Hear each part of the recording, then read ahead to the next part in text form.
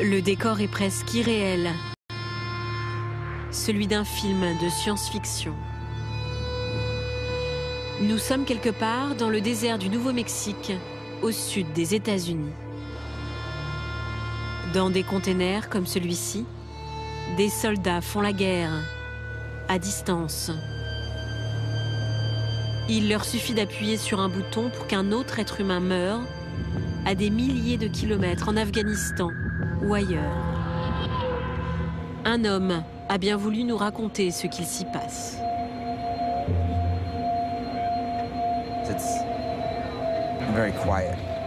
C'est très calme. Il y a comme un bourdonnement venant de l'ordinateur dans le fond. Tu es assis, tu regardes, tu attends, et tout se ralentit.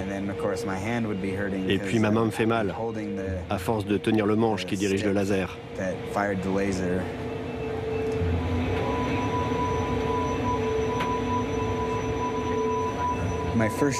Mon premier tir, il y avait 3 personnes. Elles portaient quelque chose sur l'épaule. Ça aurait pu être des armes.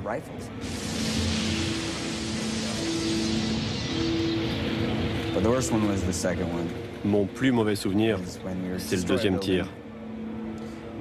Notre cible, c'était un bâtiment. On nous a donné l'ordre de tirer.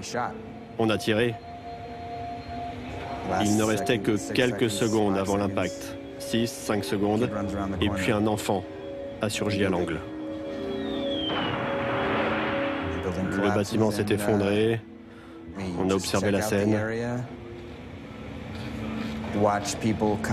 Regarder les gens venir parmi les ruines, récupérer des morceaux de corps.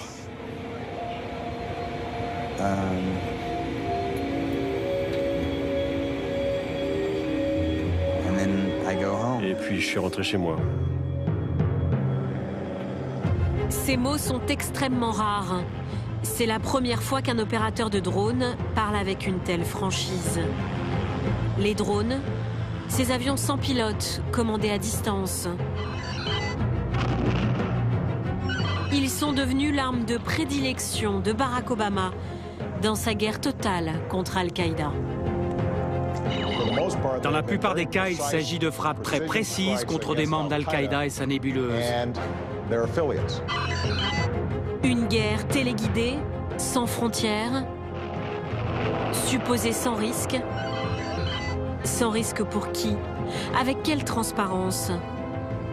Combien de victimes silencieuses et sans visage?